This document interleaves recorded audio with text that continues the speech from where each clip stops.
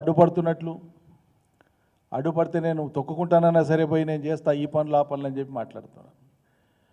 అడ్డుపడింది ఎవరు? కొడంగల్కే కాదు, ఉమ్మడి పాలమూరు జిల్లా కావచ్చు, తెలంగాణ కావచ్చు, ఏడాదిగా మీరు ఇచ్చినటువంటి హామీలు ఏవైతున్నాయో అమలు చేయండి అని చెప్పి చాలాసార్లు డిమాండ్ చేసినాం, విజ్ఞప్తి చేసినాం. ప్రజలు గగ్గోలు పెడుతున్నారు, అడుగుతున్నారు, అమలు చేయమని అడుగుతున్నారు. ఏడాదిగా పాలమూరు రంగారెడ్డి మీద దృష్టి పెట్టండి, ఒక నెల 2 నెలలు పనిచేస్తే లక్షలాది ఎకరాలకు అదనపు ఆయకట్టు వస్తుంది, కృష్ణాలో నీళ్లు వృధా పోతున్నాయని చెప్పి మొత్తుకున్నాం, నెత్తి నోరు కొట్టుకొని మొత్తుకున్నాం. అడ్డుపడే వాళ్ళు ఎవరున్నారని ఎవరిని దొక్కుంటూ పోతారు? నిధులకు అడ్డు వచ్చినా నేను దొక్కుంటూ పోతా అని మాట్లాడుతుంది ముఖ్యమంత్రి గారు. మాట్లాడేటప్పుడు ఆయన ఎత్తిప్రాసాల కోసం మాట్లాడతాడా? ఆయన మాట్లాడిన దాంతో మొత్తం లోకం అంతా ఇంప్రెస్ అయిపోతుందా అన్నటువంటి దురాశ ఉంటుందో తెలియదు. కానీ నిధులు ఇచ్చేది మీ ప్రభుత్వమే, మీ సహచార మంత్రులే. మరి వాళ్ళు నిధులు లేకపోతే మీ మంత్రులను దొక్కుంటూ పోతారా? భూములు అడుగుతుండ్రు రైతులు, గల భూములు ఇవ్వకపోతే మళ్ళీ రైతుల్ని తొక్కుకుంటూ పోయి భూములు తీసుకుంటారా? హామీలు అమలు చేయమని అలా ప్రజలు అడుగుతున్నారు, ఈ ప్రజల్ని దొక్కుకుంటూ పోతారా? ఎవరిని దొక్కుతారండి మీరు? ఏం భాష? చేయాల్సిన పనేంది? కర్తవ్యం ఏంది? మీ మీద ఉన్న బాధ్యత ఏంది? మీరు ఇచ్చిన హామీలు ఏంది? మీరు ఆడ మాట్లాడుతున్నటువంటి తీరేంది? బెదిరించడం ఏందని నాకు అర్థం కాదు. ఇంకో మాట, 10 లక్షలు కాదు నేను 20 లక్షలు నేనని మాట ఎందుకు వస్తుందండి?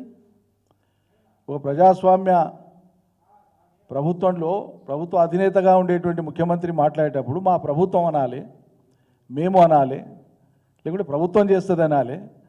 నేను ఇస్తా 20 లక్షలు మీ జాగిరా ఇవన్నీ మీరు కొంటున్నారు, సొంతంగా కొంటున్నారా? మీ ఇంటికి కొనుక్కుంటున్నారా? భూసేకరణ చట్టం లేదా? భూసేకరణ చట్టాన్ని కాదని, భూసేకరణ చట్ట పరిధిలో వాళ్లకు పరిహారం సరిపోకపోతే మీరేమన్నా పరిహారం పెంచి ఇచ్చేటువంటి ప్రణాళిక మీ దగ్గర ఉందా? ఉంటే ప్రజలకు చెప్పండి, అది సంతోషపడతాం. ఎక్కడైనా ప్రభుత్వం ఏ అవసరాల కోసమైనా భూసేకరణ చేస్తే భూసేకరణ చట్టం ఉంది 2013, మీ సర్కారు తెచ్చిందే, అంటే ఇప్పుడు మీరున్న పార్టీ సర్కారు తెచ్చిందే వెనకడికి. దాని ప్రకారం ఇవ్వాల్సి వస్తుంది. మేము స్టేట్ అమెండ్మెంట్ చేస్తాం, 10 కాదు 20 లక్షలు ఇస్తాం, 20 కాదు 30 ఇస్తాం అనే ధైర్యం ఉంటే, మీకు నిధులు పర్మిట్ చేస్తే సంతోషంగా ప్రకటించండి. ఇది ఒక కొడంగల్కే వర్తిస్తుందా? రాష్ట్ర ఎక్కడైనా భవిష్యత్తులో ఎక్కడ భూసేకరణ జరిగినా వర్తిస్తుందా? ఇంకో మాట, ఇక్కడ మీరేదో ఎంప్లాయ్మెంట్ క్రియేట్ చేయడం కోసం వెనుకబడిన కొడంగల్ లాంటి చోట నేను ఎంప్లాయ్మెంట్ క్రియేట్ చేసే ప్రయత్నం చేస్తే కొందరు అడ్డుపడుతున్నారంటూ మాటలు ఎవ్వరు అడ్డుపడతలేరు. ఒక్క కొడంగల్లే కాదు, మీరు పాలమూరు బిడ్డ అంటున్నారు కదా, మీరు పాలమూరు బిడ్డ అని చెప్పుకుంటున్నారు కదా, మరి పాలమూరు బిడ్డ అయితే మొత్తం పాలమూరు గురించి లేదా మొత్తం తెలంగాణ గురించి పాలమూరు ముద్ర మొత్తం తెలంగాణ మీద ఉండేటట్లు మీరు కొత్తగా 1 ఎకరా భూమికి సేకరించాల్సిన పని లేదు. ఇప్పుడు నిజం చెప్పాలంటే అవసరమైతే భవిష్యత్తులో చూద్దాం. గత ప్రభుత్వమే, కేసీఆర్ ప్రభుత్వమే ప్రతి జిల్లాలో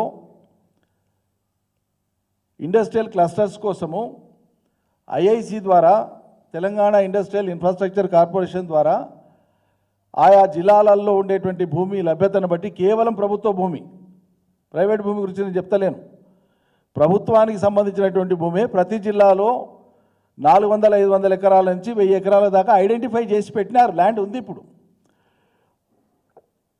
కొందరు బిఐ పాస్లో అప్లికేషన్ పెట్టుకున్నటువంటి ప్రాస్పెక్టివ్ ఇండస్ట్రియలిస్ట్కి ఆల్రెడీ ఇచ్చినారు, రూరల్ ఇండస్ట్రీస్ కోసం.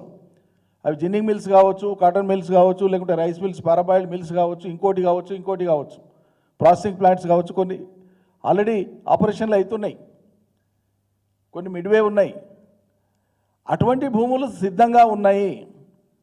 ఇదివరకే ప్రభుత్వం గుర్తించినటువంటి, కేసీఆర్ ప్రభుత్వం గుర్తించి తయారుగా పెట్టినటువంటి భూములు ఈ రాష్ట్రంలో సిద్ధంగా ఉన్నాయి. మీరు ఎంప్లాయ్మెంట్ క్రియేట్ చేస్తామంటే, ఇండస్ట్రీస్ పెడతామంటే వి వెల్కమ్ ఇట్. అవి పక్కకు పెట్టి నేను మళ్ళీ అదే లగచర్లలో ఫార్మాసిటీని వెనక్కి తీసుకుంటాం, మళ్ళీ నేను ఇండస్ట్రియల్ కారిడార్తో ముందుకు పోతా అంటే ఈ మొండి పట్టుదల, మంకు పట్టుదల ఎందుకు? ఆ గిరిజనుల భూములే కావాలన్నా? ఇంకోతోన ప్రభుత్వ భూములు, అదే నియోజకవర్గంలో ప్రభుత్వ భూములు వెతకండి, లేవా? చాలా ఉన్నాయి గుట్టలు గట్లు. ప్రభుత్వ భూముల్లో పెట్టండి, సంతోషిస్తాం. ఎందుకు వాళ్ళనే జిద్దుగా తీసుకొని దీంట్లో గెలిపోవడం లేదండి? నాకు అర్థం కాదు. ప్రభుత్వం ప్రతిష్టకి ఎందుకు పోవాలి?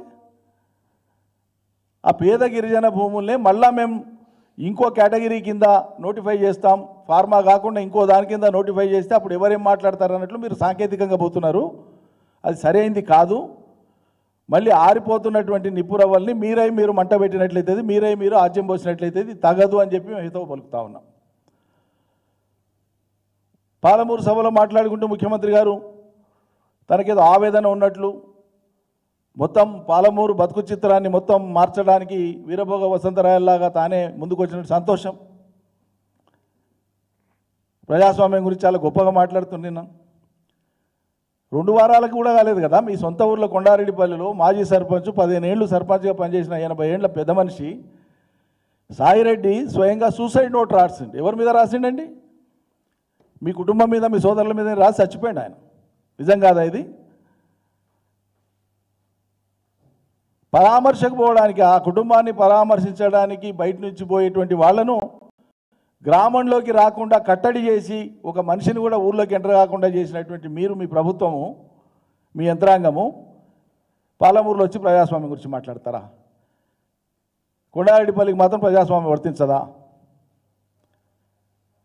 నేను చదువుకునేటప్పుడు ఊళ్ళో పాలమూరులో అప్పుడు బస్సులు పోతుండే, వలసలు పోతుండే, అవి మార్చనికే నేను వచ్చాను. మీరు మార్చేదేంటండి? వలసలు ఆపేసి పచ్చని పంటల పాలమూరును చేసింది మా ప్రభుత్వం. దానికి మీరు ఏం యాడ్ చేస్తారో చేయండి, ఎంత పెంచుతారో పెంచండి. ఇప్పుడు వచ్చి మీరేదో వలసల్ని ఆపుతా, వలసలు ఇప్పుడు లేవు. భారీ వలసలు ఎప్పుడో వెనక్కి వచ్చేసినాయి. పాడి పంటలతోనే పాలమూరు పచ్చగా ఉంది. ఉన్న పాలమూరు పచ్చదనాన్ని నిలబెట్టే పని చేయమంటున్నాం మిమ్మల్ని. మళ్ళీ ఎడారి చేయొద్దంటున్నాం, మళ్ళీ వలసలు పోయే పని చేయొద్దంటున్నాం. అయినా మీరు చదువుకునేటప్పుడు బస్సులలో వలసపోయినటువంటి కాలంలో ఉన్న సర్కారు ఎవరిదండి? మీ ఇందిరమ్మ రాజ్యమే కదా. మీ ఇందిరమ్మ రాజ్యంలో మొదలైన వలసలే కదా అవి. మీ కాంగ్రెస్ పాలనలో